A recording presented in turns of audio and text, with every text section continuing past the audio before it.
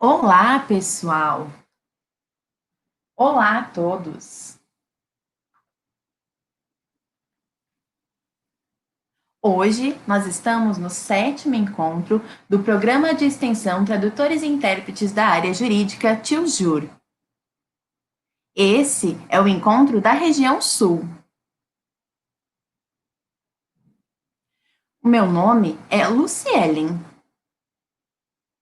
e este é meu sinal. Sejam todos muito bem-vindos ao nosso sétimo encontro. Este é um momento muito especial e eu me sinto imensamente feliz de estar com vocês. Me sinto muito feliz por ser uma área da qual eu sempre estou trabalhando. Hoje nós teremos 3 convidados e eu vou apresentar cada um deles. Nós temos a Letícia, o Tiago e o Jorge.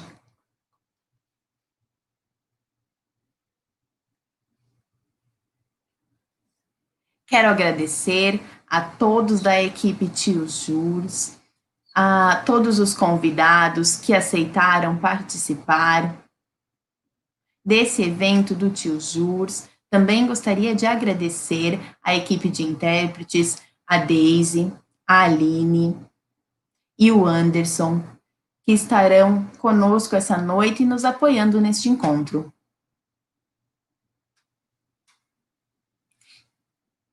Eu sou advogada e também trabalho como intérprete de Libras em diferentes áreas, incluindo a área jurídica.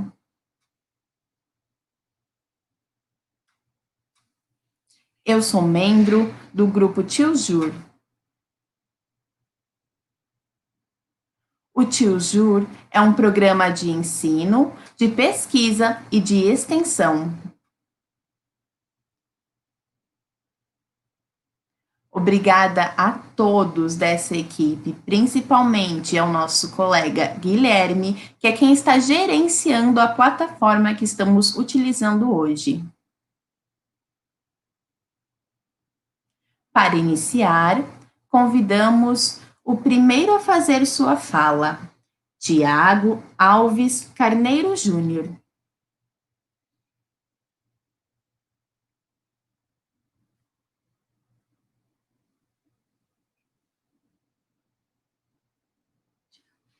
Tiago, por favor.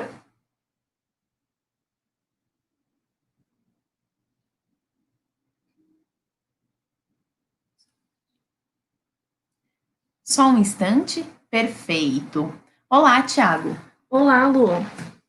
Seja bem-vindo. Muito obrigada. O Tiago é formado em Direito. Também é cofundador da ONAS, Organização. Esse é o sinal. Assim. Assim? Isso, ONAS. Ótimo. ONAS é a Organização Nacional da Diversidade Surda. Certo? Muito obrigada por ter aceitado o nosso convite. De nada, Lucielen. Você tem um tempo de 20 minutos para a sua fala.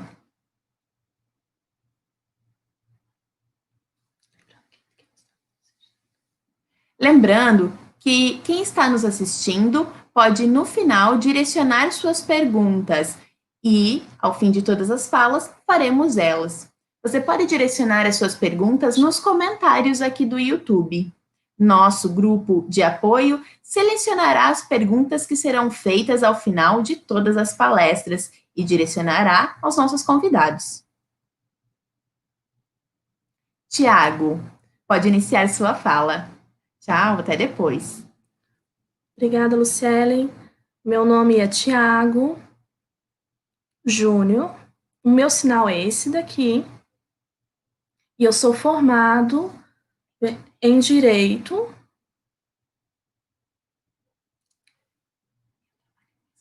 Eu Eu trabalho nesse momento nessa área de Libras jurídico. E eu sou cofundador, junto com o Ricardo, que é esse o sinal dele. E a gente trabalha nesse departamento com o surdo-cegueira.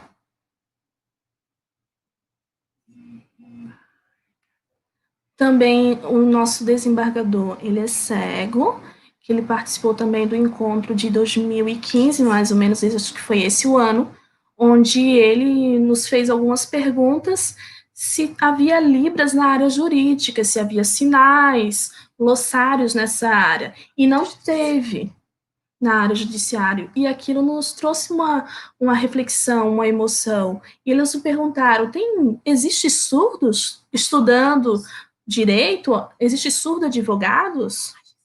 Ou magistrados? Tem mestres linguísticos em todo o mundo que fala que não sabe nada a respeito disso, mas eu me posicionei e falei que eu estudo direito, que eu era estudante naquele período de 2015, e ele me perguntou: tem libras no judiciário? Tem sinais, glossários prontos? E não tinha. E naquele momento a gente começou a se movimentar e organizar, convocamos pessoas da área, ex-alunos do bacharelado de direito, alunos já formados também, e a gente continua se encontrando, trabalhando nessa função desse projeto. E nesse momento a gente deu uma pausa por causa do Covid, da quarentena, mas a gente continua se organizando para voltar a isso e ter esses encontros e continuar trabalhando nesse projeto. Eu sou voluntário nesse projeto de Libras na área do judiciário. E por que Libras na área do judiciário? Porque é muito relevante esse tema. Ele foca na área jurídica, onde a maioria dos surdos não tem informação de como funciona esse sistema, como funciona a legislação, a Constituição e tudo que vem junto na Constituição. Então, é relevante que termos surdos, intérpretes, usuários da língua de sinais. Por exemplo, a palavra crime, geralmente eles usam esse sinal, mas esse sinal está incorreto. Por exemplo, vou fazer uma comparação assim, uma pessoa que eu gosto muito, positivo, eu gosto. Então, ele obedece à lei, ele obedece o regimento, as legislações, várias coisas que está dentro dessa demanda, que está respeitando e concomitando com a Constituição. Já uma pessoa que não gosta, é negativo. Será que é isso? Eu sou negativa, eu não gosto da Constituição, eu não concordo como ela é organizada? Me parece que eu estou, assim, furando a lei, tá? Então, é importante os usuários dessa palavra crime, tá? A pessoa, quando vai sinalizar, se a pessoa tem culpa, né? Culpa, realmente cometeu aquele crime, vai ser preso, ele vai ficar em regime fechado. Por quê? Por causa das algemas, né? Então, ele vai preso. Por exemplo, uma palavra. Essa palavra crime, nem todos os crimes estão relacionados com a lei. Às vezes tem relação com o artigo. Por exemplo, esse sinal aqui, ó, rasgando aqui, seria o crime, porque ele foi ele realizou algum crime que está em algum artigo dentro da lei. Por exemplo, se ele roubou, se foi injúria, se foi violência, isso está dentro da Constituição, então tem os artigos ali, então ele foi uma infração contra aqueles incisos, artigos, então é rasgado, esse sinal fica como rasgado. Então, crime, por exemplo, como eu poderia dizer, quando uma pessoa comete um crime, então ele infringiu uma lei. Também um outro sinal, Constituição, tá? Eu uso normalmente, tem pessoas que usam esse daqui, ó, esse sinal aqui, tá? Para Constituição. Ou é o uso popular. Mas na área jurídica a gente usa esse aqui. Por que esse sinal? Tá vendo que tem tipo uma pirâmide aqui?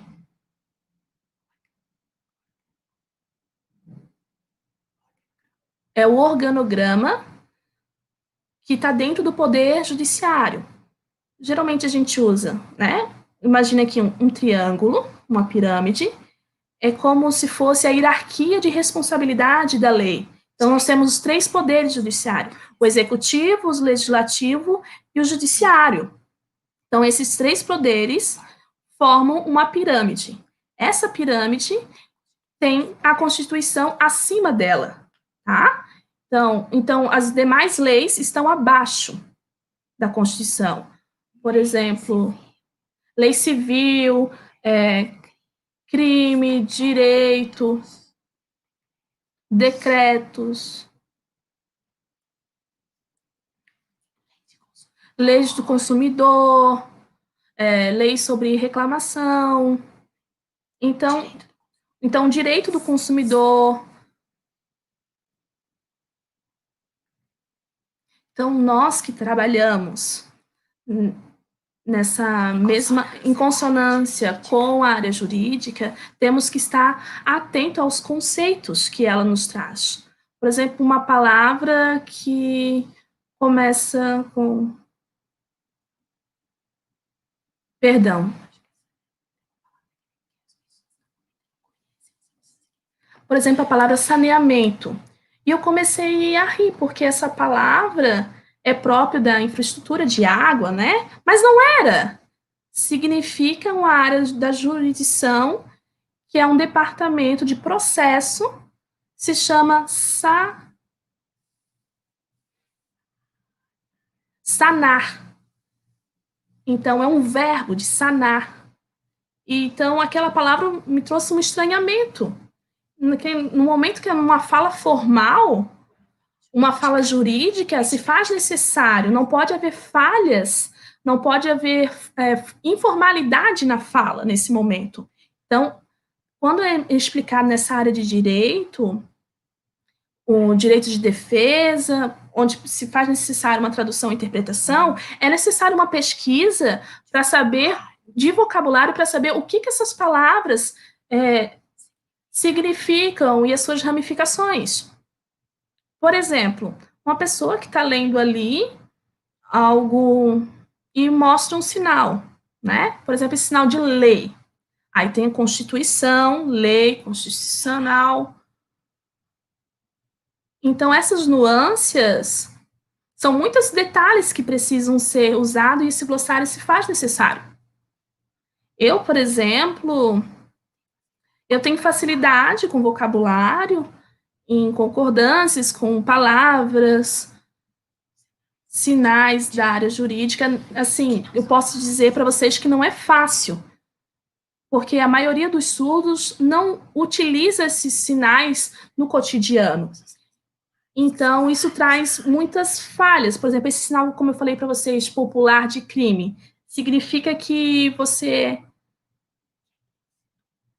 que é ilícito esse sinal. Combina muito mais com algo ilícito. Se você faz um crime, fez algo de errado.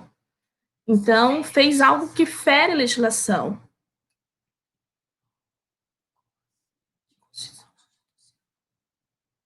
Por exemplo, inconstitucional significa que você não obedece à Constituição, você não respeita ela. Então, combina mais com esse sinal aqui, inconstitucional. Certo?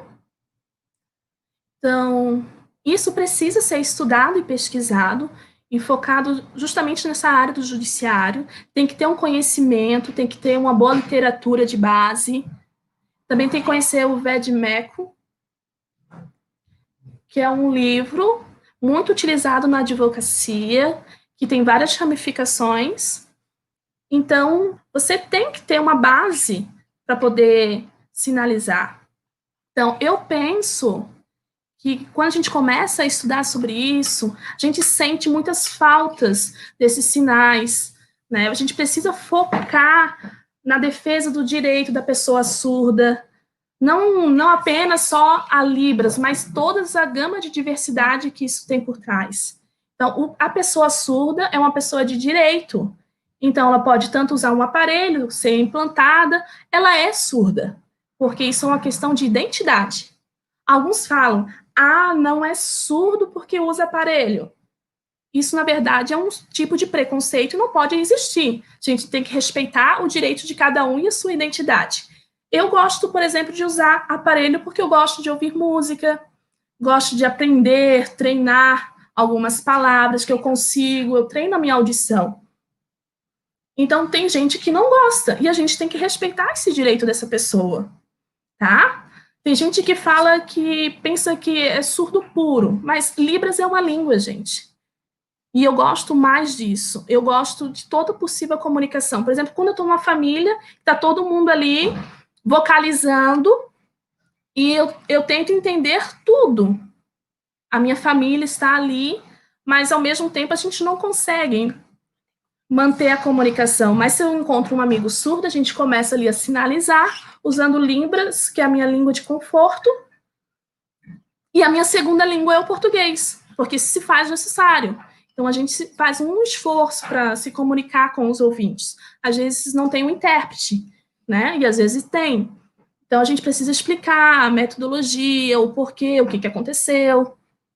Então, isso é um processo de uma troca, de uma interação, de conhecimento, e a gente vai ampliando o nosso vocabulário. E eu penso que, junto com o meu amigo ali de Brasília, e ele é presidente da ONAS, esse é o sinal, e ele me convidou a participar, porque ele já era formado em Direito, e ele teve muito interesse, e ele me explicou várias histórias de surdos que sofreram no processo judiciário. Então, eles sofreram muito mais por essa falta de Libras. Então, por isso que eu digo que é necessário. E no mundo inteiro, essa comunicação se faz necessário. Por exemplo, quando a gente estuda um processo bilíngue, os ouvintes surdos estão ali interagindo, então isso já começa a mudar, a treinar e ampliar a língua, e esse preconceito linguístico começa a se quebrar. Então eles começam a conversar e ter essa interação. E quanto mais gente, melhor. Eu imagino daqui a 10 anos na frente. É uma perspectiva do futuro, eu acredito que isso vai mudar. Por exemplo, vou numa loja, vou conseguir me comunicar tranquilamente com o atendente. Claro que em alguns momentos vai ter alguma resistência. Por isso que a ONAS foi criado, eu junto com meu amigo, na verdade somos em 3 pessoas, então, para trabalhar esse contexto. Então, a gente trabalha sempre com a união. Todos os tipos de pessoas precisam lutar pelos seus direitos. Então, juntamente com as mais fortes, a gente consegue sim quebrar essa barreira e conseguir se comunicar e dialogar com quem a gente queira. Então, o meu objetivo com tudo isso é defender o direito do sujeito surdo na área jurídica, explicar e fazer com que ele compreenda a legislação, que compreenda seus direitos, porque este é um fator essencial e que a maioria das pessoas que ouvem às vezes ignoram essa situação. E isso não pode ser ignorado. Isso é falta de atenção, isso é falta de conhecimento, e o trabalho, e como ele acontece dentro da área jurídica, tem que ser explicitado sim para a comunidade surda. E essa é a minha vontade, querer que isso mude, que haja um conhecimento que seja universal e que seja de acordo com a Constituição. A Constituição, no artigo 5, ela traz para nós de que todos temos direitos e todos somos iguais perante a Constituição, a sociedade. Isso é igualdade. E essa é uma das barreiras que nós temos que quebrar. Mas, infelizmente, nós surdos ainda temos uma vida de bastante preconceitos. Diversas culturas nós temos, diversos comportamentos, e nós surdos enfrentamos tudo isso. Nós não podemos sair por aí proibindo as pessoas de serem, de fazerem, de ir e vir. Todos têm seus direitos garantidos perante a lei. Então, e a Constituição é aquela que explicita todos esses direitos para nós.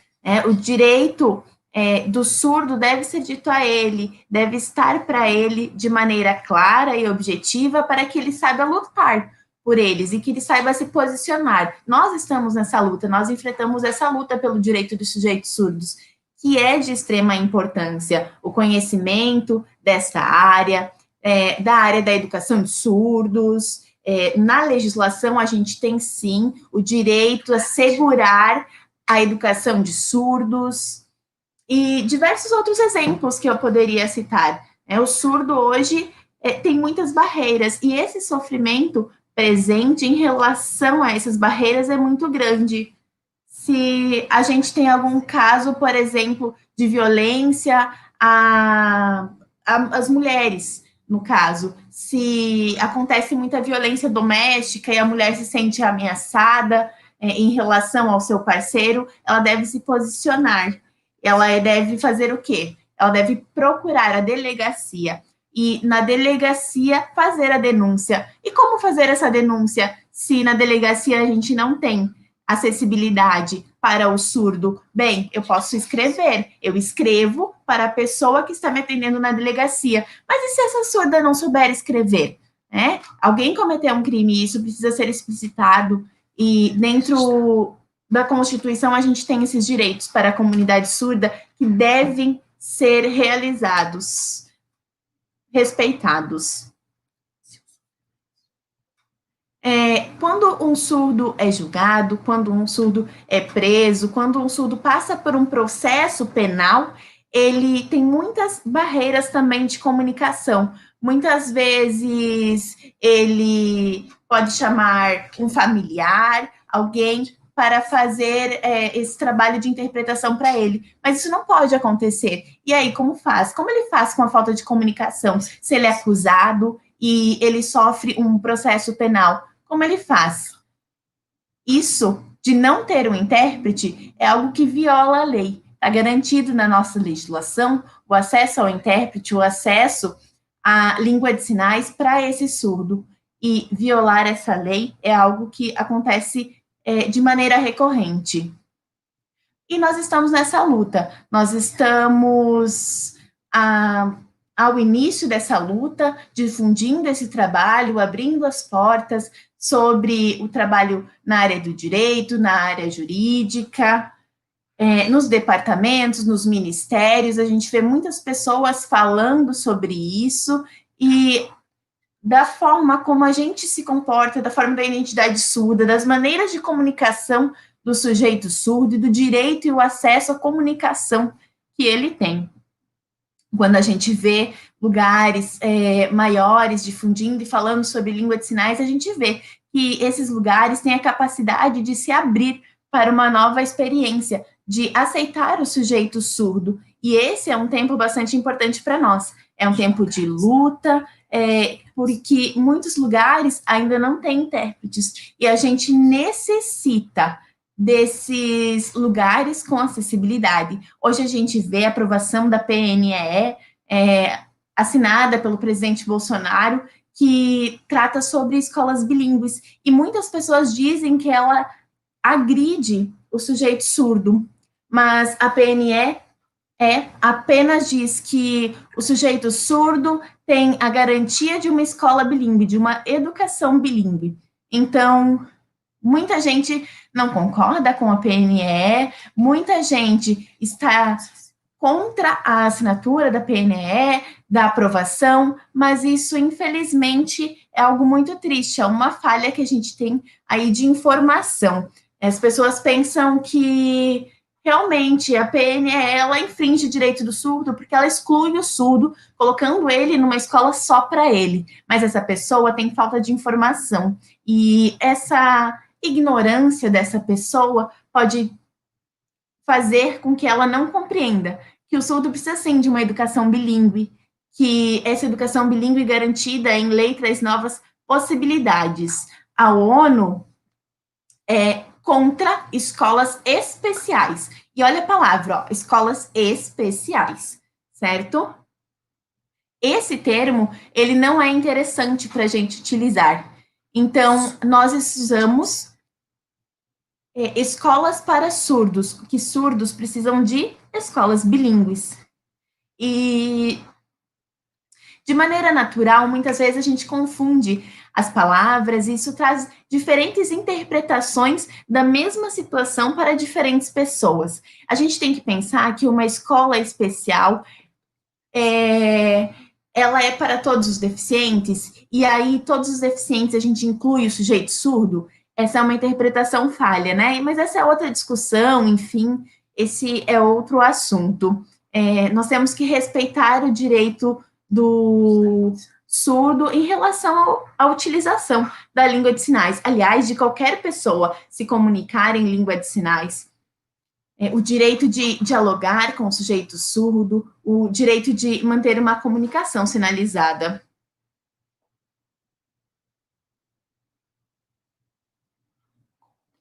Eu, na verdade, prefiro me manter neutro em relação a essas questões, porque nós sofremos muitas dificuldades, nós temos ainda muitas barreiras para lutar. Então, era esse meu recado, Lu. Eu termino por questão mesmo de tempo, eu percebi agora o tempo. Posso. Isso, finalizamos então, Lu. Eu tinha muita coisa para falar, Lu. De repente a gente pode falar mais uma outra oportunidade. Sim, uma outra oportunidade a gente amplia esse diálogo. Então, gente, foi muito relevante a palestra e o tema sobre o glossário e o conhecimento da área jurídica, das terminologias e os conceitos que isso abrange. Mas a minha opinião é só na questão do intérprete. O intérprete precisa saber terminologia, precisa estar ciente desses glossários? Ou não é necessário? É importante também a gente falar sobre isso. Tem muitas informações em grupos de surdos,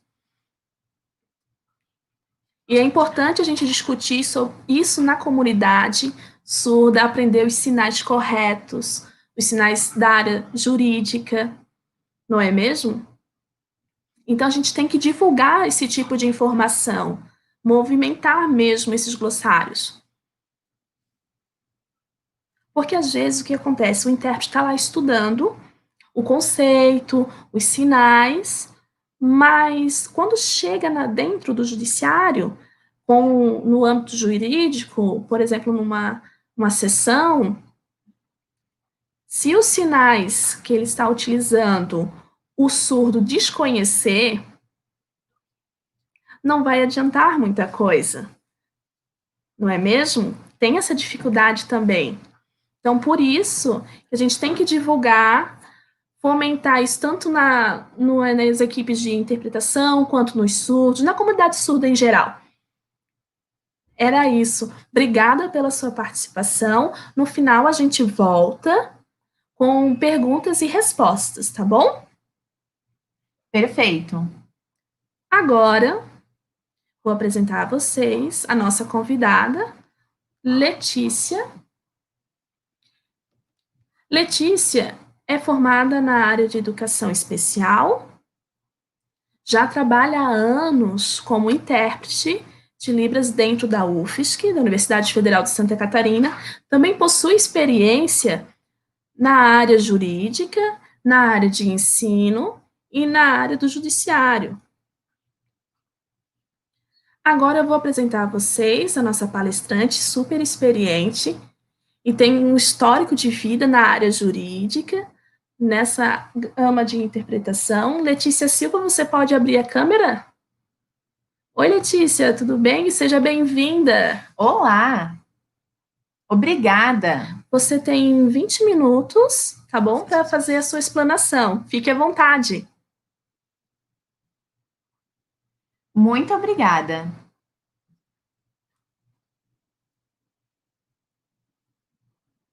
Então, pessoal, vamos iniciar. Primeiramente, eu gostaria de dar meu boa noite a todos vocês que estão presentes conosco, a todos e a todas, a todes que estão presentes conosco.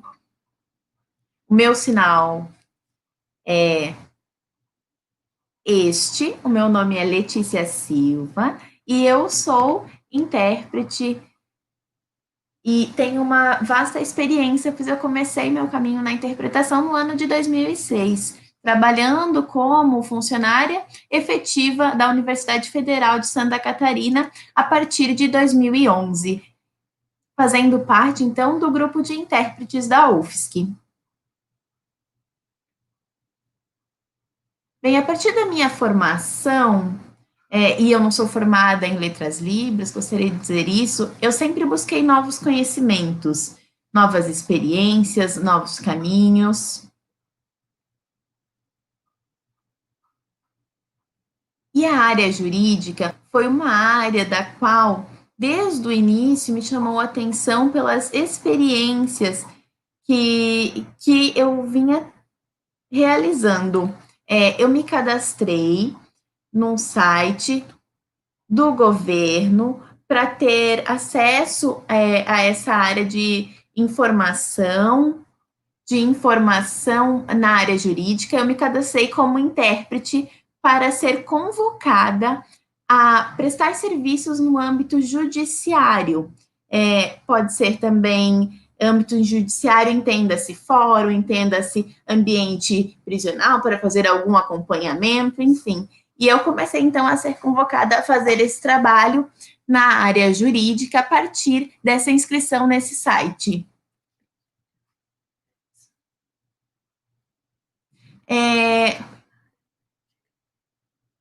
Quando a gente fala de trabalho na área prisional, a gente pensa que essas pessoas têm direito à saúde, têm direito ao médico, têm muitos direitos. E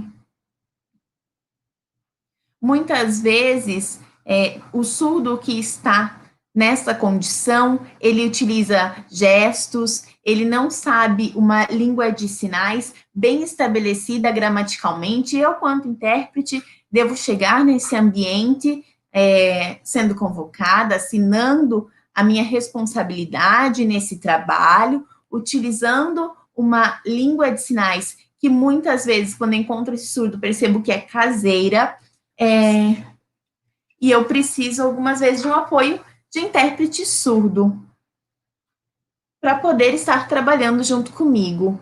Porque esse surdo, que muitas vezes tem uma língua de sinais caseira e está mais acometida por gestos do que por sinais gramaticalmente corretos, eu, enquanto intérprete, eu, enquanto profissional, tenho um papel ali para desempenhar enquanto a minha função em âmbito jurídico, porque quando eu sou convocada é o meu nome que está lá, sou eu, enquanto intérprete, a profissional que estou sendo remunerada para trabalhar com aquele sujeito, e aquele sujeito é um ser humano, tanto quanto eu, ele é uma pessoa da qual eu vou ter que trabalhar, e me deparando com situações assim, nós ficamos bastante angustiados e nos deparamos com situação assim, nós vemos diferentes formas de responsabilidade em âmbito jurídico. E essa angústia que a gente sente muitas vezes de estar trabalhando com sujeitos surdos, estar trabalhando em ambientes jurídicos, às vezes a gente não sabe como resolver essa situação,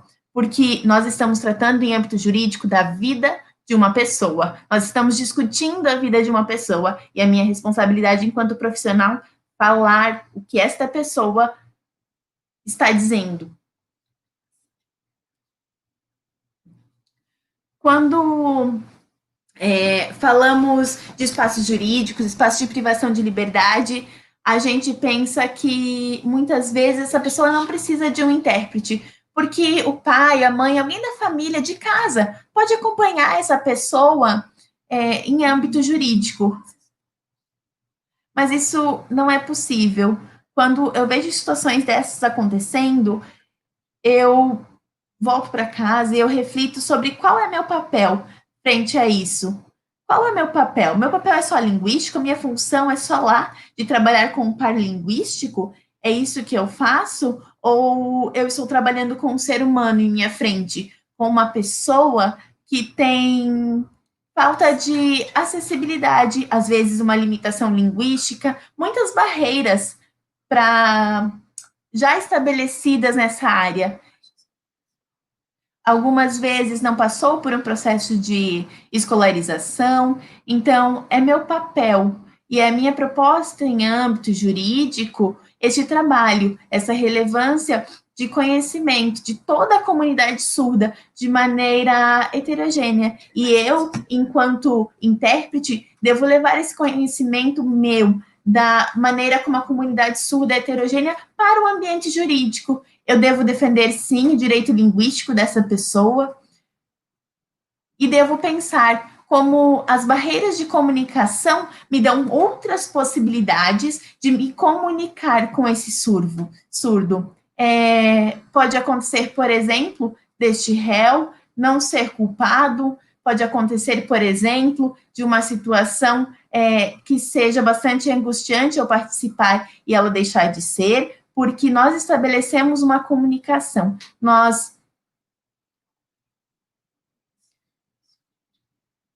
estabelecemos uma comunicação. Eu acompanhei uma mulher, uma certa vez, que sofria violência doméstica.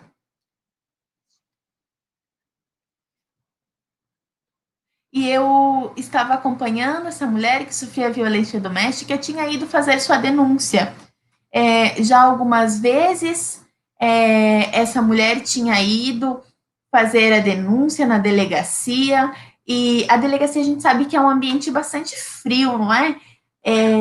Não é um ambiente acolhedor, é um ambiente muitas vezes opressor, e isso pode trazer uma insegurança, principalmente da mulher, para fazer a sua denúncia, para se expor e não se sentindo segura. Isso é uma situação bem complicada.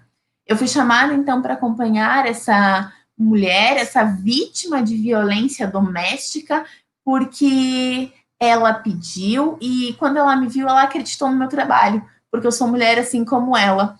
Nós, intérpretes, devemos organizar esse trabalho e essa função para respeitar esse ambiente. Eu, por exemplo, mulher, empoderada, feminista, vou à delegacia dar mais segurança para essa outra mulher que sofre de violência doméstica. Então, nós, intérpretes, conhecendo o nosso trabalho, as nossas responsabilidades, vamos a diferentes lugares, como a delegacia, onde tem um atendimento que, às vezes, a gente até encontra mulheres trabalhando, e às vezes não. Como a gente sente isso? Qual a nossa sensibilidade perante essa situação? Uma mulher que vai fazer uma denúncia de violência doméstica em um ambiente frio, que muitas vezes não encontra outra mulher lá. Como que ela vai sentir essa situação? Como ela vai mostrar o que aconteceu com ela, o que aconteceu com o seu corpo numa situação de violência doméstica para outro homem? O sistema é muito falho, nós sabemos disso, e nós, intérpretes, devemos ser sensíveis a isso, e não a pensar que se o sistema é falho, tudo bem, eu vou lá e faço o meu trabalho, o sistema é falho, tudo bem. Não, não é assim. Nós devemos ser sensíveis. Essa mulher que está fazendo uma denúncia, ela corre sim risco de vida, ela corre sim alguns problemas que após sair dessa delegacia, após fazer essa denúncia, podem acontecer, e é de minha responsabilidade lidar com essa situação. Para isso, eu não preciso só interpretar, eu preciso buscar conhecimento, eu preciso me atualizar, eu preciso saber novas informações para me assegurar que essa mulher vai ser compreendida, para me assegurar que eu passe segurança para esta outra mulher nesse ambiente.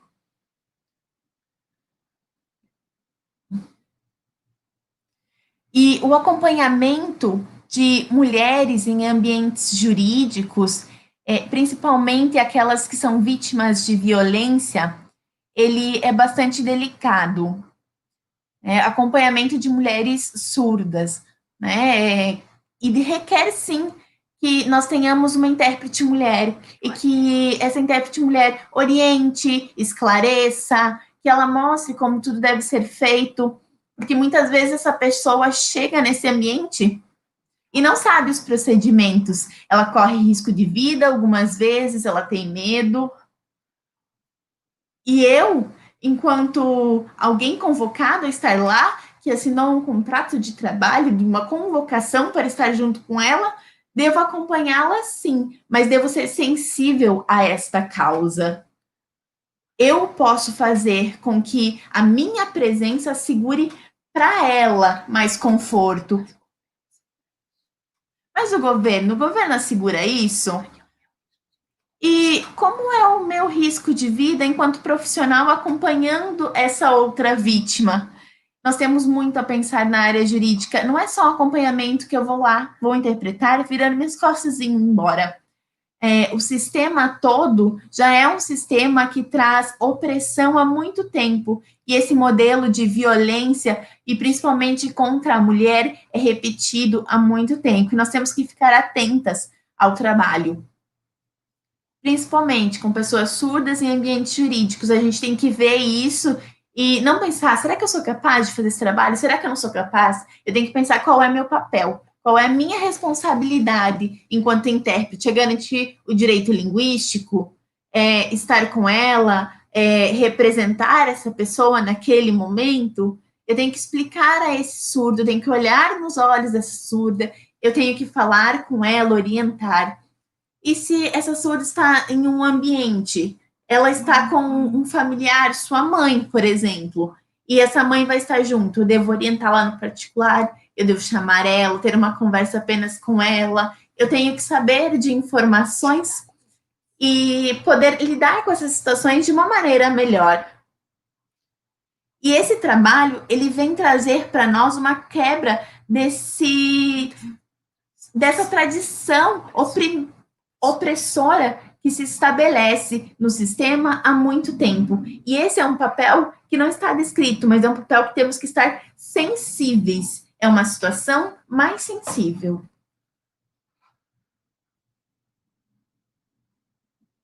Eu, como intérprete, percebo muitas vezes em narrações de outras mulheres.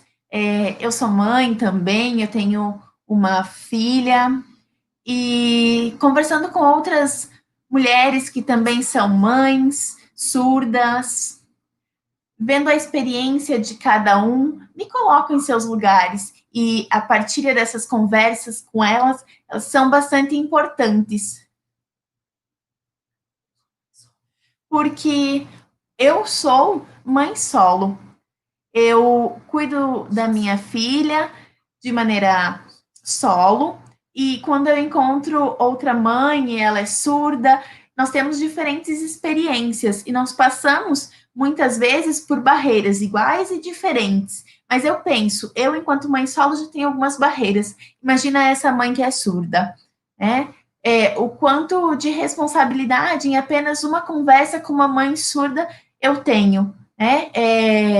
É muito angustiante já ser mãe solo e eu tenho que estar sensível a essa situação. Claro que eu não vou sair cuidando do filho de outra mulher, mas se eu vejo uma mãe, se eu vejo um filho, ela tem direito de ter a guarda desse filho, ela tem direito de cuidar do seu filho, e a decisão, muitas vezes, de que ela não tem esse direito é muito triste, porque dizem que ela é incapaz de cuidar do seu filho, mas ela tem um direito sim, esse é um direito dela, e esse pensamento é muito recorrente em muitas mulheres, a gente vê esse direito de ter a guarda do seu filho não representado. E esse é um trabalho bastante importante do intérprete em ambiente jurídico, é garantir esses direitos, garantir que nós tenhamos em âmbito público esses direitos para todas as pessoas surdas. O direito ao intérprete é fundamental em todos os ambientes. Porque acompanhando, enquanto intérprete, ambientes de privação de liberdade, por exemplo, a gente vê situações bem complicadas. Eu sou convocada a ir neste ambiente, eu sou paga para ir nesse ambiente, mas eu devo estar sempre pensando que não é só uma relação de negociação, não é só uma relação de contrato de trabalho, de eu ir lá e receber por isso. E se eu pensar dessa maneira, eu vou estar trazendo mais uma barreira para esse surdo. Então, eu tenho que pensar qual é a minha intenção, qual a minha intencionalidade a ir nesse ambiente de privação de liberdade? Será que a minha intenção não é a construção de, de uma sociedade que pensa diferente sobre isso? Não é uma construção social em relação a esse tema? Qual é meu papel e qual é a minha intencionalidade referente a isso? Eu sou uma intérprete que luta, nós estamos em um momento de luta, em um momento de abrir as nossas mentes para esse tema, de escancarar essa situação e de trazer essas informações à tona. O surdo tem o direito, em âmbito nacional, de ter defesa, de defender sua vida, de cuidar dos seus filhos, ele tem direito sim, ele tem direito de gozar da sua liberdade, ele tem muitos direitos e a gente precisa representar todos eles. Nós precisamos ter consciência e pensar sobre isso. Eu estimo que isso seja uma construção futura válida.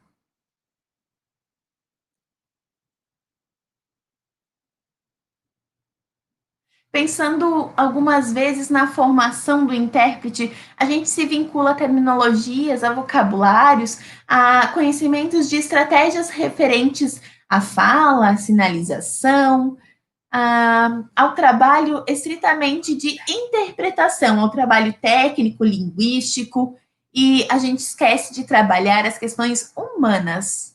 As questões humanas, a sensibilidade do ser humano voltada a esse trabalho em ambiente jurídico. Porque quando nós encontramos uma pessoa nesse ambiente jurídico, nós vemos muitas vezes que essa pessoa é uma pessoa humilde, é algo que simplesmente aconteceu na vida dela e que transformou a vida dela e ela está sofrendo naquele momento. Como que eu vejo esse ser humano? Como que eu sinto a angústia dele? Como eu separo a angústia dele do meu trabalho profissional? Como que ficam as minhas situações profissionais, psicológicas, de segurança nesse ambiente? E ainda pensando sempre sobre a luta, né? Movimento de luta que está relacionado ao direito linguístico e muito mais. Trabalhar enquanto funcionária em ambiente público, trabalhar no funcionalismo público, ele traz muitas responsabilidades. Se a gente pensar o que significa esse funcionalismo público, é que eu sou paga para trabalhar para o povo, e é o povo quem me paga. Eu preciso atender a população, porque é a população que me atende. Só que eu tenho que pensar que essa população que vem prestar o meu serviço, essa população, sim, são seres humanos, são pessoas integradas a uma sociedade e que elas necessitam do meu atendimento realmente. E é por isso que esse atendimento existe. Eu não sou uma intérprete que chego no ambiente, faço o meu trabalho e vou embora. Quais são as informações que eu tenho? Quais anotações que eu fiz em relação ao trabalho que eu tenho? Como que eu me posiciono numa delegacia? Quais são as informações que eu tenho que ter para tratar de um caso de violência? Quais são as informações que eu tenho que ter para eu tratar de questões patrimoniais em relação à violência? Questões matrimoniais? Como isso acontece? Existem diferentes níveis. A área linguística, ela é bastante importante, mas a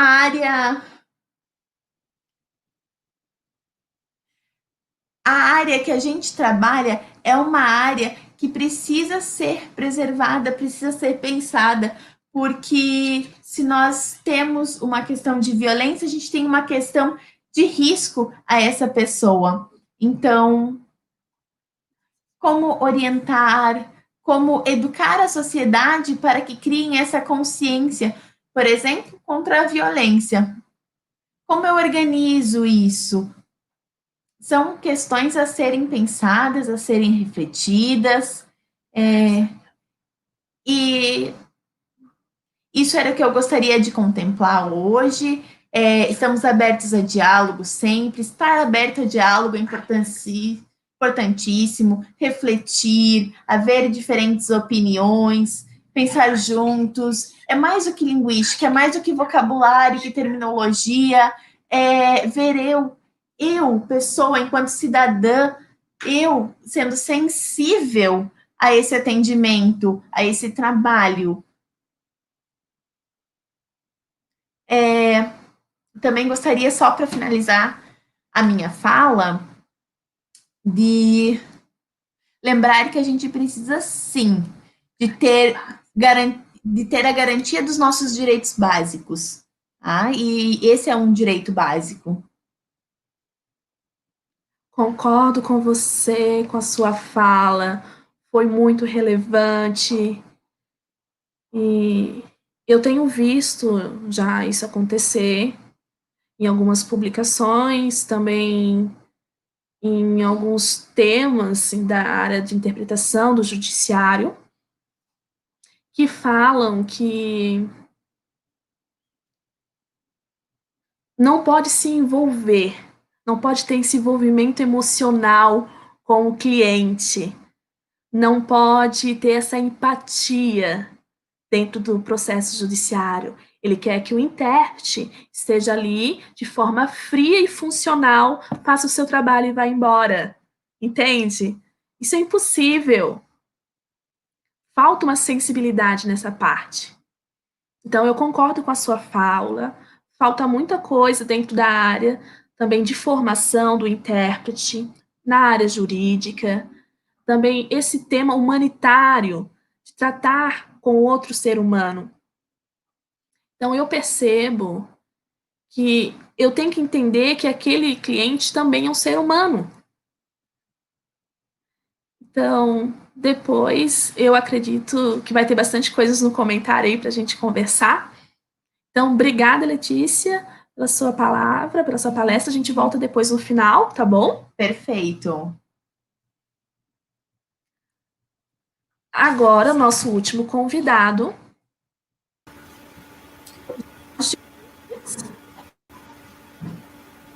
Ele é formado em Direito, ele é um profissional, como advogado, exerce a sua função. Também ele tem uma pós na área de educação especial, de direito, dos deficientes. Também ele é criador do projeto de direito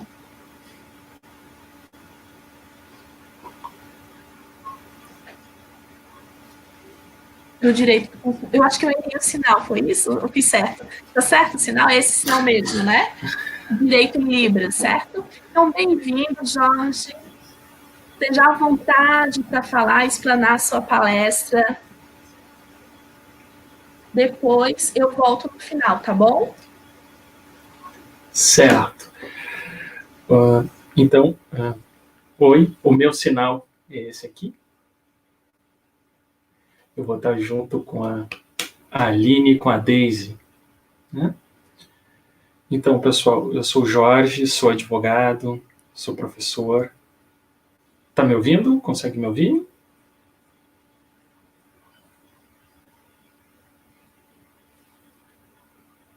Tá me ouvindo?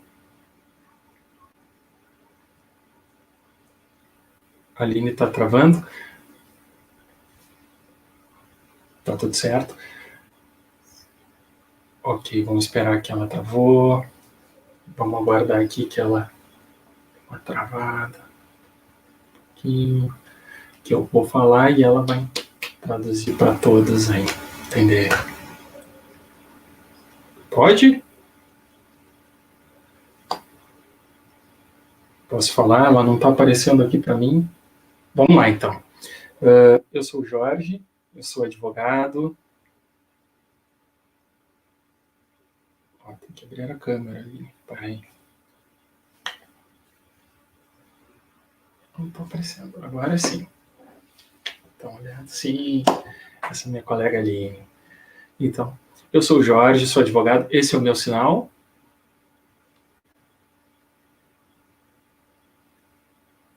Tá travando, tá travando. Pode?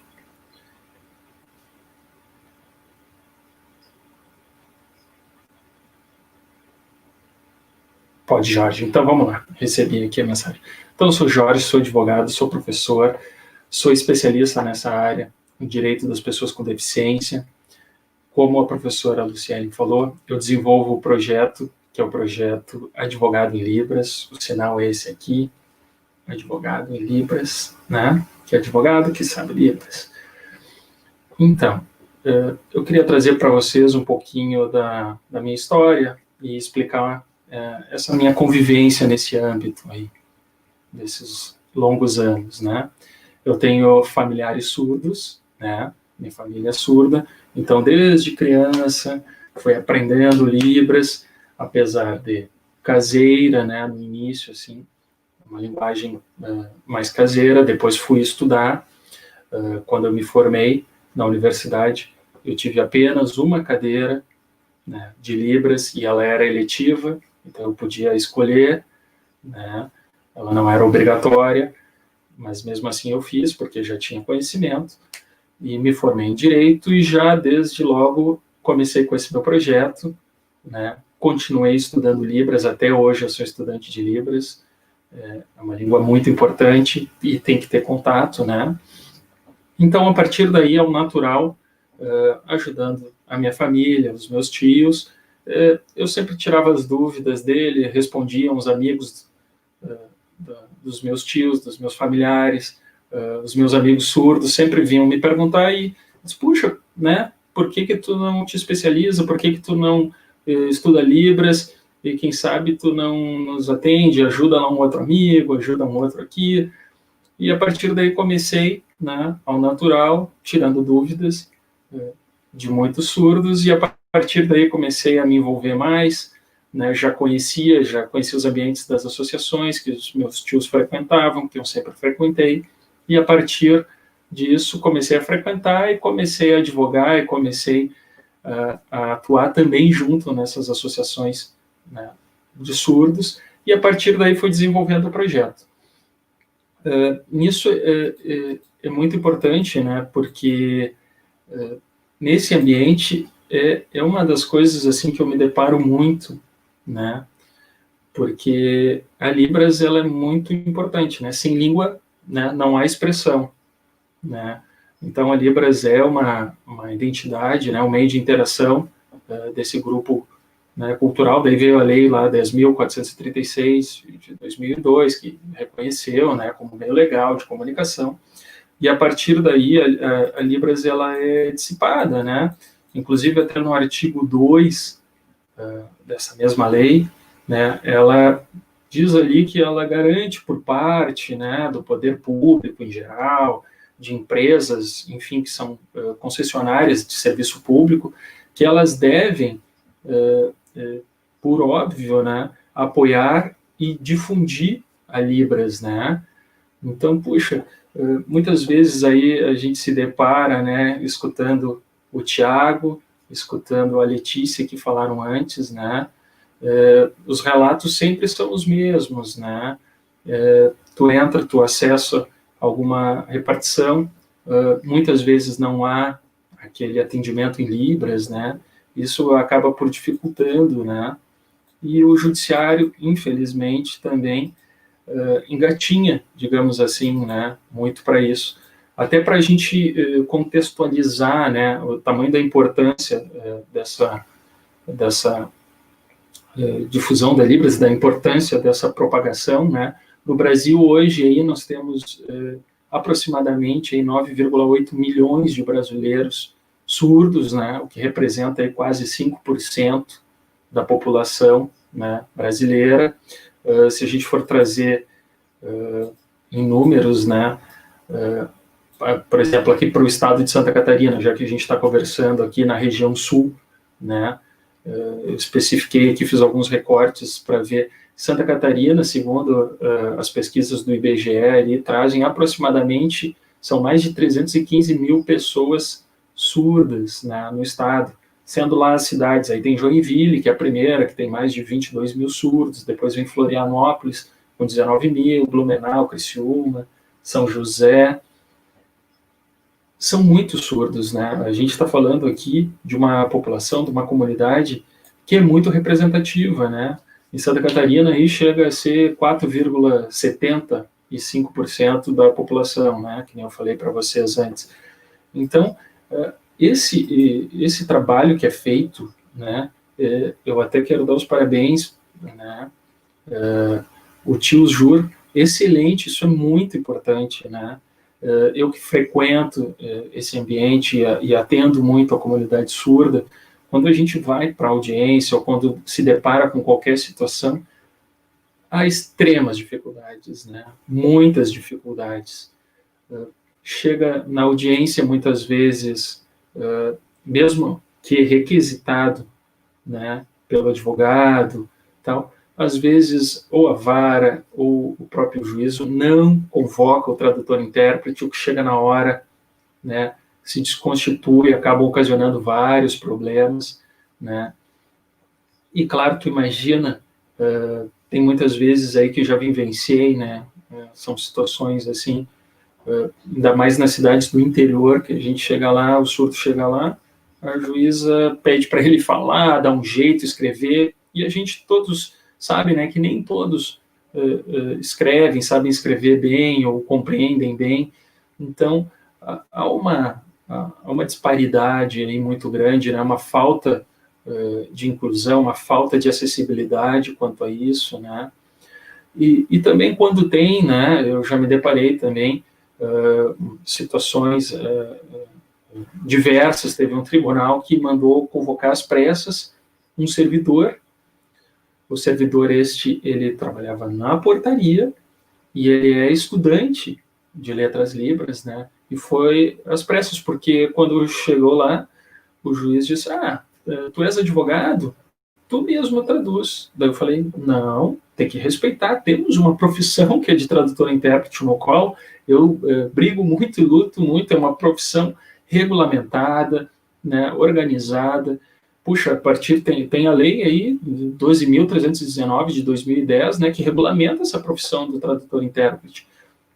Não que eu esteja me negando, né, mas isso é um respeito a todo um contexto, né? Até porque o tradutor-intérprete, como foi bem dito pela professora Letícia, inclusive que é expertise na área, ela sabe bem, o tradutor-intérprete, que nem ela falou muito bem, ele tem que ser imparcial, né? Então, imagina, né? Olha que situação, o juiz pediu, não, traduz tu aí, dá o teu... Não, esse dever é do judiciário, né? Essa inclusão é do poder judiciário.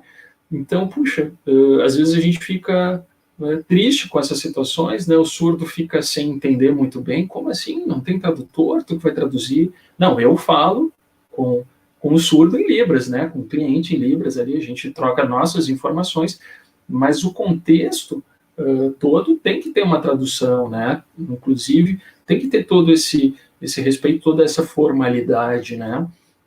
Então, são situações muito tristes, assim, que já me deparei, né, e os surdos, claro, né, muitas vezes tive audiência cancelada porque não havia o tradutor-intérprete, ou foi falta de convocação, ou falta de conhecimento, né, mesmo o advogado lá solicitando, né, quando vai na petição inicial, logo quando ingressa com o pedido, né, com o processo, ele solicita, né, porque é um direito da pessoa surda, né? E às vezes passa por despercebido, então imagina, né? E além do mais, tem mais um quesito, né? Às vezes também já passei por algumas, digamos assim, audiências onde que foi convocado alunos, né? Para ajudarem, e eu posso colocar a palavra entre aspas, porque eram alunos que também não estavam preparados, mas sabe como é que é, né? Daquele jeito que se dá, né? Não, chama ele ali que ele vai quebrar um galho, digamos assim, né? E não é isso. Puxa, muitas vezes, até porque o âmbito jurídico ele é mais formal, né? A linguagem jurídica ela é mais rabiscada, ela é mais difícil de compreender, né? Quem está acostumado com o ambiente jurídico até compreende, né? Mas a pessoa que não está acostumada, ainda mais com essa linguagem formal, né, adequada da profissão, né, da área, do ambiente jurídico, tu imagina a dificuldade. Então, já presenciei também muitas audiências que o tradutor-intérprete não conseguia, de certa forma, passar a mensagem correta, né? Não estou tirando o mérito dele, às vezes ele também foi colocado ali sem ter esse conhecimento, né? Sem ter essa técnica apurada, né? Por isso que eu falo, eu admiro muito esse trabalho, esse projeto é muito importante, né? Porque a gente precisa, sim, de tradutores e intérpretes no ambiente jurídico, em todas as outras áreas, até como o querido Tiago falou no início, mas a gente precisa também que sejam preparados para esse ambiente, né? Então, sinais que são muito diferentes, que são próprios dessa área, né? Que fazem questão, né? Que acabam por traduzindo e ajudar a tirar essa dúvida, né? A trazer as informações de forma correta, né? E tranquila. Então, tudo isso, né, implica na importância de ter também um tradutor-intérprete que possa trazer essa informação de forma correta, né? Porque, puxa, se a gente for falar aí, né, de leis e tal, poxa, em 2015 veio a Lei Brasileira de Inclusão de Pessoas com Deficiência, a Lei 13.146. Poxa, foi o início, quando começou-se a se falar em acessibilidade de uma forma mais acentuada, né, de condições de igualdade, né? Então, poxa, né, onde que trouxe o atendimento prioritário, né? Onde que trouxe a inclusão das pessoas com deficiência, inclusive no mercado de trabalho e tudo mais. Leis a gente tem aos montes, né? A gente precisa, de fato, que elas sejam aplicadas, né? E esse trabalho é maravilhoso, porque eu estava olhando e pesquisei antes de vir aqui conversar com vocês. Vocês não têm noção do tamanho da importância que é esse projeto, né? Com certeza deve ser referência para o Brasil todo, né? Eu já tive em alguns outros ambientes, né, outros estados. Me chamou a atenção em São Paulo, que tem um programa, né, para pessoas com deficiência, onde que lá podia ser requisitado o juiz, a própria vara requisitava direto aquela comissão que solicitava um tradutor e intérprete já, de certa forma, juramentado, organizado, já preparado para isso, né? Outros estados também que eu tive uma felicidade muito legal foi o estado Ceará, foi muito bacana, Fortaleza, Ceará, teve também tradutores e intérpretes bem capacitados, né? Então, isso é muito importante, né? É uma profissão que também é regulamentada, né? Poxa, essa lei 12.319, ela veio justamente para organizar, né? Para dar essa competência aí, né?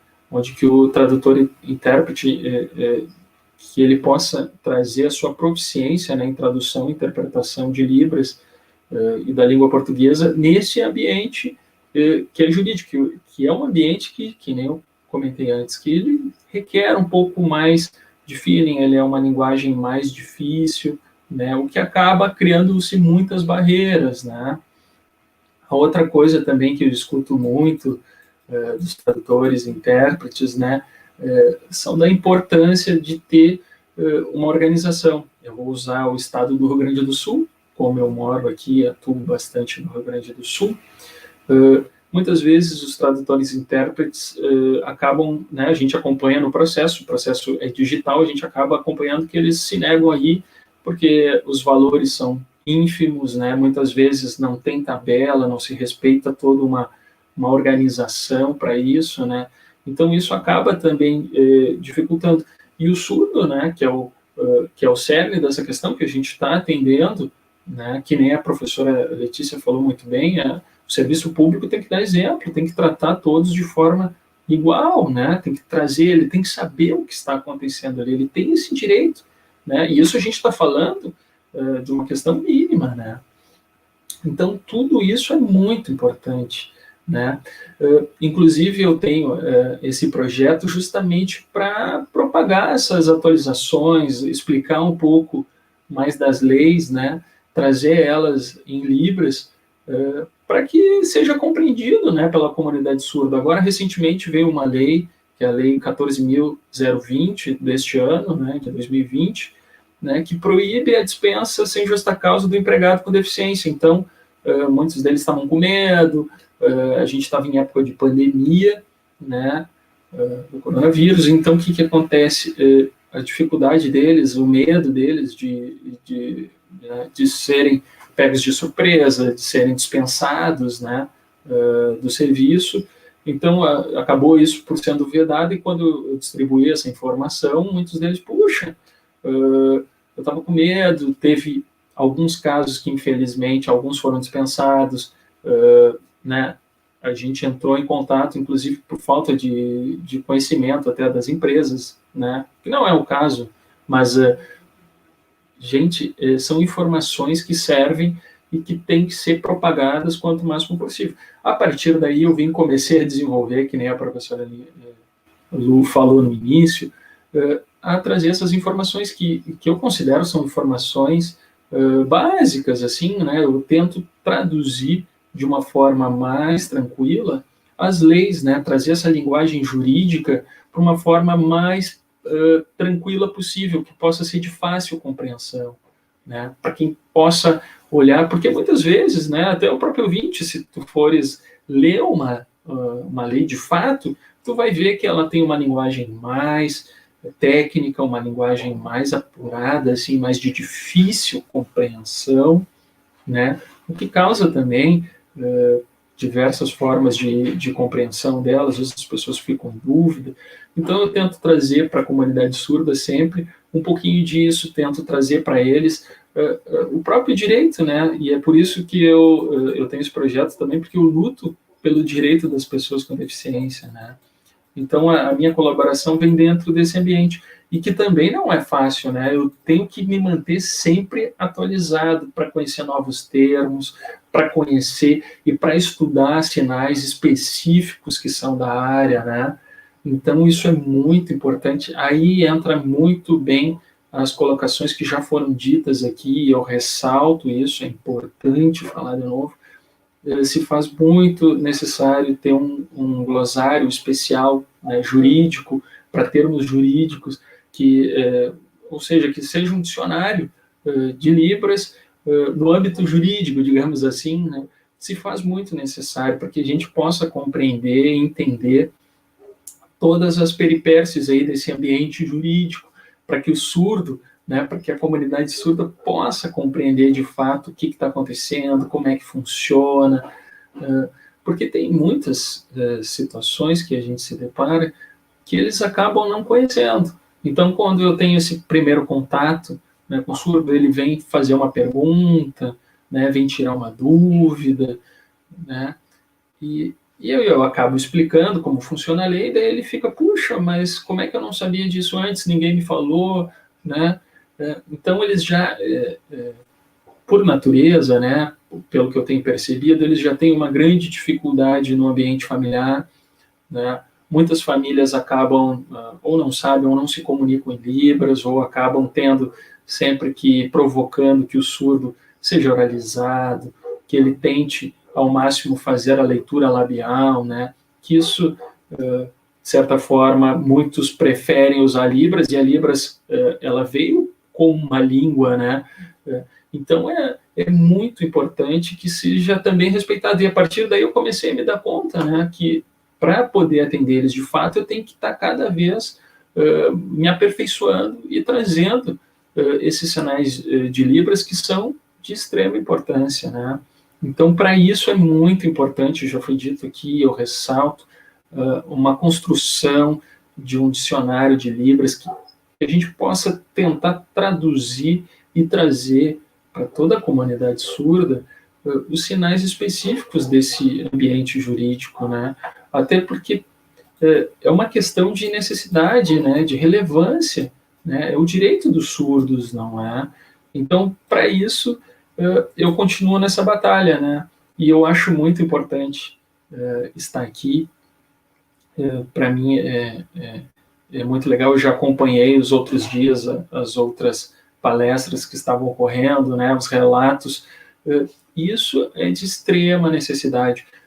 Não posso deixar passar também, a gente viveu aqui um período de calamidade pública, né, com a pandemia.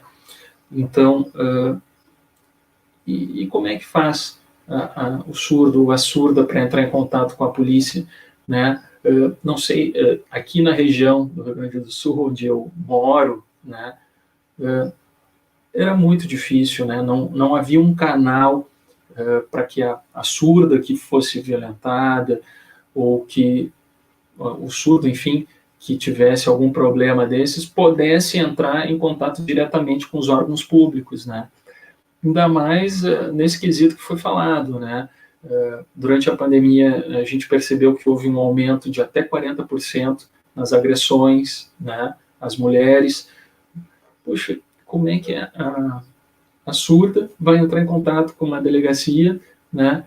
Então, é preciso criar políticas públicas para isso, é preciso criar canais, não é difícil, né? Basta tu ter estudo, ter projetos nessa área, e projetos como esse, né, que a gente está falando do Tio Jur, são de fundamental importância, né, para quebrar esses paradigmas aí, né, mostrar, né, uma política pública de verdade. Se há esses problemas nas políticas públicas, a gente vai criando alternativas para tentar remediar isso, né. E durante essa pandemia, por trabalhar na área, por óbvio, atendi diversas vezes, e é também uma forma, que nem falou a professora Letícia, muito bem falou, explanou, de constrangimento, né? Muitas vezes a surda, ela sofreu uma agressão, né? Muitas vezes do marido e tal, e ela ter contato, né? Elas preferem muito mais ter um contato com uma mulher que possa entender melhor e tal, e não havia esse canal, né? A gente sabe que tem a delegacia para a mulher e tal, mas é necessário muito mais do que isso. Depois até foram feitas diversas campanhas, a gente conseguiu acompanhar, e vocês puderam observar, né? Diversas campanhas foram feitas nos meios de comunicação, mas tudo isso é muito pouco. A gente precisa de fato, né, ter um trabalho voltado para a comunidade surda, para que não possa acontecer essas coisas assim, e que não se deixem, né, sem nenhum resultado, sem nenhum atendimento, né, porque é direito da pessoa, né, dos surdos, das pessoas com deficiência. Então, de fato, é muito importante. E eu encerro a minha fala falando, trazendo, puxa, a Libras ela deveria ser disseminada em todas as disciplinas, né? Eu que venho do ambiente, né, do ambiente jurídico, estudei direito, eu só fui ter Libras de forma eletiva lá no final do meu curso, né? E todo mundo sabe que não é uma cadeira de Libras que tu vai aprender e tal, mas sim num curso, num contato com a comunidade surda, né? Então, poxa, eu acho ainda, eu vou além, né, que Libras deveria ser uma cadeira obrigatória desde a escola, né? De pequeno a gente deveria aprender, e quando tu chegar na universidade tu poderia acompanhar e pelo menos ingressar e estudar ela especificamente para a tua área, né? Seria de uma forma, assim, eu acho que bem, que venha colaborar, né? Para que tudo isso, e que isso possa trazer, né, a inclusão de fato que a gente tanto quer, tanto busca, né? A acessibilidade, né? Então é isso que eu faço. Quem quiser acompanhar, professora Luciele, eu posso falar aqui, posso?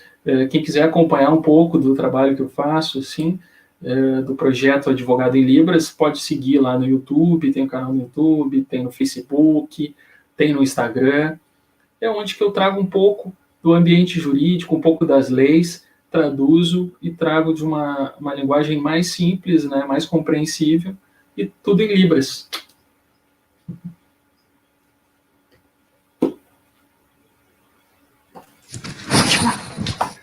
Muito bom, muito interessante a sua participação, eu agradeço. Compreendo também essas situações, já aconteceram comigo, como advogada, trabalhar e chegar nesse ambiente e mesmo tendo convocação não ter esse intérprete presente é uma situação bastante difícil. É um absurdo. Absurdo total. Então, agora nós vamos abrir para as perguntas. Então, nós vamos abrir todos os nossos palestrantes na tela.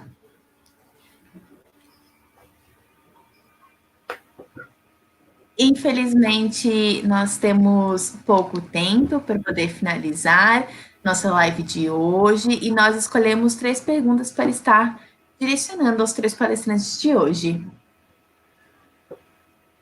Vou pedir para o Guilherme para colocar a primeira pergunta, que é para o Tiago.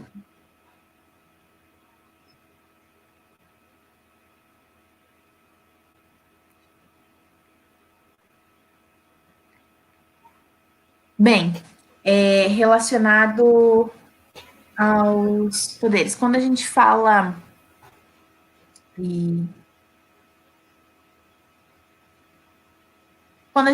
sobre essas questões de terminologia, de glossário, a gente tem diversas conversas importantes em relação a esse grupo de trabalho referente a essas terminologias específicas. Alguns grupos de trabalho já têm essas terminologias prontas, a gente encontra isso no STF, por exemplo, que é de responsabilidade do Ministério,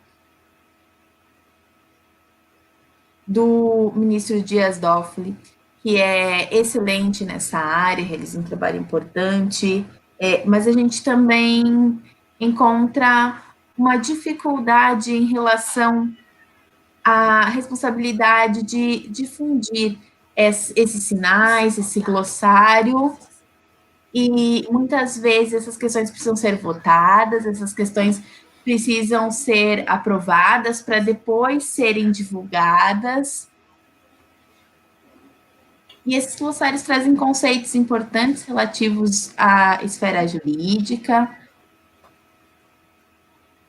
E são importantes principalmente no Poder Executivo, Legislativo e Judiciário, para que a gente saiba que todos tenham direito ao acesso e que todos possam conhecer esse acesso de maneira equivalente. Assim, a gente garante o acesso ao direito dos surdos, porque muitas vezes, perante a sociedade, o surdo é um ser invisível. Ele é apenas um deficiente, um incapaz, e realmente a maioria das pessoas ouvintes, elas têm essa imagem de que o uso da legislação, desde aí, de a gente ver questões de legislação desde 1916, do surdo enquanto usar a terminologia de surdo-mudo e outras questões que vão prejudicar a visibilidade do sujeito surdo nesses 3 ambientes. Claro que agora, no ano de 2002, nós retiramos essa nomenclatura da legislação e, a partir disso, a gente tem toda uma Constituição e uma legislação que fala as terminologias corretas, que retira a terminologia surdo-mudo, que traz a presença do intérprete nesse ambiente, mas que muitas vezes não é respeitada, e a gente tem que estar lutando, tem que estar dialogando sobre isso, repassando esses conhecimentos dessa área, para que mais profissionais, e alguns profissionais, inclusive, renomados, possam ter isso, ver esse direito garantido, e participar aí dessa área jurídica da pessoa surda, respeitando seus direitos de inquérito, respeitando seus direitos de audiência, criminais, enfim, respeitando seus direitos, que essa pessoa possa ter o acesso à língua de sinais. Esse é o tema do meu TCC, o tema que eu trago na minha conclusão de curso, em que eu falo que o sujeito surdo ele não está apenas direcionado a um sujeito incapaz de ouvir, mas que ele tem outras potencialidades e que algumas barreiras existem e que algumas delas precisam ser resolvidas e não são impossíveis de resolver. Nós temos uma luta, um processo, e nós, com comunicação, com diálogo, entre esferas, nós conseguimos respeitar a lei, nós conseguiremos que todos os poderes possam reconhecer isso e não assim excluir o surdo, mas que ele tenha esse lugar de fala, que ele tenha equidade, acesso, garantia aos seus direitos e que a luta permaneça. Em ambiente de privação de liberdade, a gente tem a presença de alguns surdos e alguns surdos, eles acabam me chamando para eu fazer o atendimento, ou eu faço algum acompanhamento, e a comunicação é mais fluida em língua de sinais. Quando a gente encontra um agente, por exemplo, em ambiente de privação de liberdade, ele pensa, nossa, mas aqui tem surdo aqui dentro? E aí, quando ele vê, ele pensa, ah, não é o surdo, não, é o mudinho que está aqui dentro. Bem, a gente garante que essa pessoa não é o mudinho, que ela é o surdo, que ela tem acessibilidade e que ela gera uma comunicação em língua de sinais, sim, e a gente luta para que isso seja respeitado. Aqui no Paraná, tem algumas cidades aqui no Paraná que me relataram situações que intérpretes sofreram, que me deram bastante angústia, que me deixaram bastante tristes. E eu tive uma vontade muito grande de brigar, de ir atrás disso, mas eu, enquanto advogada, eu tive que estar a par dessa situação e não me posicionar, mas a minha vontade é ir lá e dizer, não, precisa de intérprete, o intérprete precisa saber o que está fazendo, ele precisa estabelecer estratégia, eles têm que correr atrás. Então, a gente ainda tem muitos preconceitos em relação ao sujeito surdo, e nesse momento é impossível resolver tudo. Mas o que a gente pode fazer é denunciar, o que a gente pode fazer é ver se um crime foi cometido, se essa pessoa tem acesso, se essa pessoa é surda. Como que a gente faz com o surdo quando ele comete um crime? A luta é bastante importante, né? O processo, o inquérito, todos esses meios são bastante importantes, e a gente tem sim que dizer que o surdo é capaz de se defender, que o surdo tem seus direitos garantidos, a gente tem que mostrar os nossos direitos, a gente tem que mostrar a nossa realidade, a gente tem que se posicionar, mas claro que isso não é fácil, né? Verdade, a gente não vai verdade. resolver tão fácil. Verdade. Então, por isso que se faz relevante nesse espaço ter essa interação, essa troca de comunicação. Agora nós temos uma outra pergunta da Letícia Silva. Como resolver essas questões de órgão judiciário e órgãos policiais cuja visão capacitista ainda impera? Como podemos mudar essa visão? Então, primeiramente, eu estava lendo aqui, acompanhando o chat, e eu vi essa pergunta. Eu li todas as perguntas, realmente, todos os comentários, agradeço. Eu já respondi alguns, e depois eu posso estar continuando respondendo também no YouTube, eu posso estar respondendo essas questões, tá? Então, eu acredito que o nosso momento é limitado. A Priscila, ela me perguntou também, e eu quero responder já fazendo um complemento de informação com a Silvana, com a pergunta anterior da Silvana, tá? Sobre a advocacia, né, que ele já explicou. Então, a Priscila perguntou sobre como a gente pode mudar essa situação. Então, eu acredito que se eu me posiciono, eu como pessoa, como indivíduo me posiciono, eu como ser humano, eu posso influenciar os demais a que isso seja copiado e seja um modelo para os demais. Que as outras pessoas possam me ver como referência. Então, eu discordo um pouquinho do que a equipe falou sobre a neutralidade, né, sobre ser neutro no ambiente jurídico. Infelizmente, isso foi construído por anos, esse modelo de preconceito perpetuou de opressão, isso com a sociedade, com as lutas, com questão de financeiro, sobre questão de pobreza, benefícios. E uma coisa que eu me posiciono como intérprete, junto com o surdo perante o juiz. Eu falo, não é a minha opinião, mas eu estou acompanhando essa pessoa surda e eu preciso, sim, estar conectado. Eu defendo que a gente não tem que ficar separado. O intérprete está ali, no espaço na frente do juiz, interpretando, mas ele está acompanhando quem? A pessoa surda.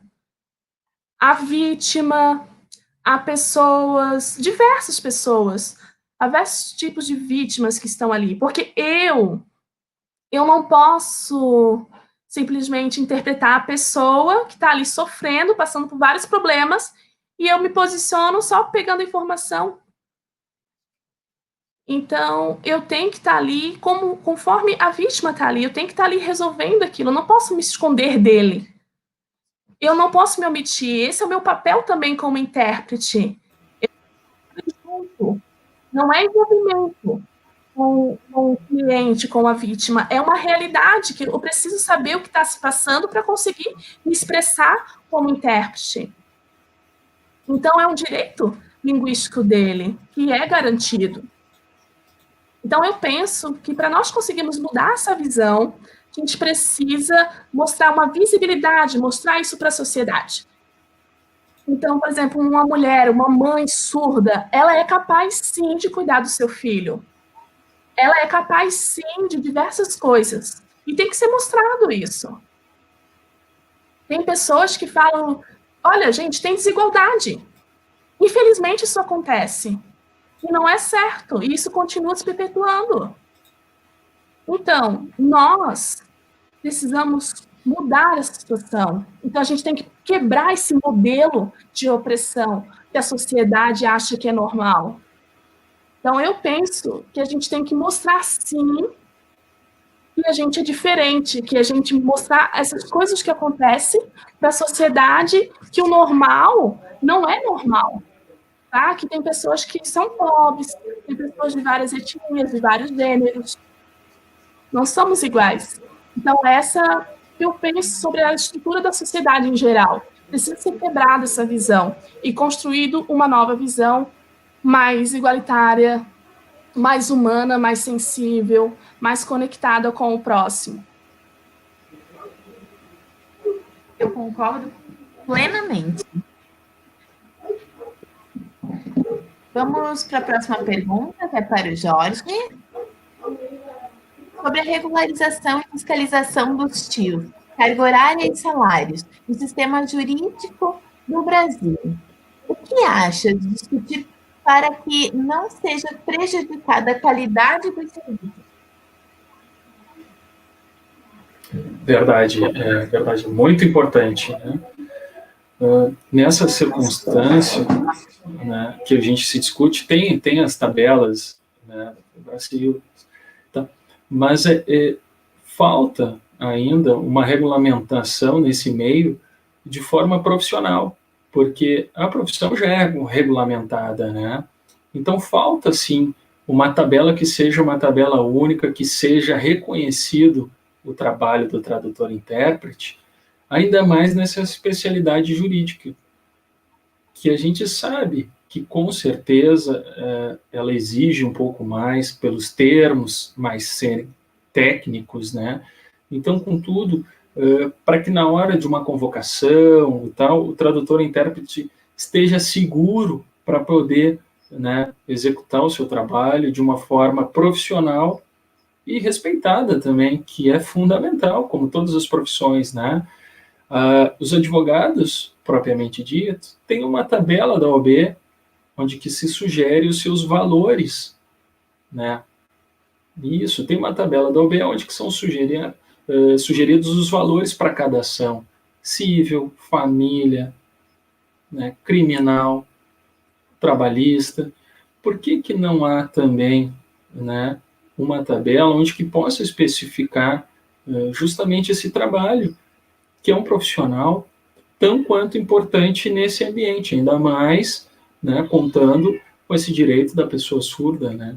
Sem o tradutor-intérprete, se faz impossível fazer uma audiência de um surdo, né? Para que ela seja igualitária, para que ela seja com uma paridade de armas, ou seja, que ela seja respeitada, né?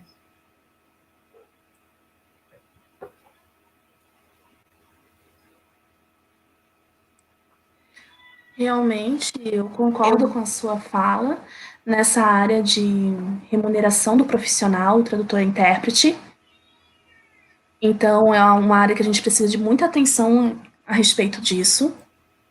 Então, gente, chegamos no fim da nossa live, no fim da nossa apresentação. Eu gostaria de agradecer imensamente a todos os palestrantes, a todas as pessoas que nos estão assistindo nesse momento, principalmente os nossos convidados especiais, a equipe de interpretação, a Aline, a Daisy, que trabalharam com a gente. Meu muito obrigado pelo seu apoio e suporte. Então, hoje, eu, como representante do projeto Tio Jus, mas também gostaria de agradecer em nome da Silvana, que é professora, a professora Mariane também, que é são coordenadoras desse projeto, e eu gostaria realmente de agradecer esse grupo pelo imenso trabalho e desejar a todos uma noite especial e trazer esses convidados especiais para vocês. Se vocês querem depois assistir novamente, esse vídeo vai ficar registrado e salvo no YouTube. Alguma dúvida, vocês podem comentar aqui no link desse vídeo posteriormente, que cada um dos palestrantes vai poder responder também. Infelizmente, o nosso tempo é curto. Mas o meu muito obrigado a todos os envolvidos. Uma boa noite, um bom final de semana para vocês. Boa noite. Tchau, gente. Tchau, boa noite.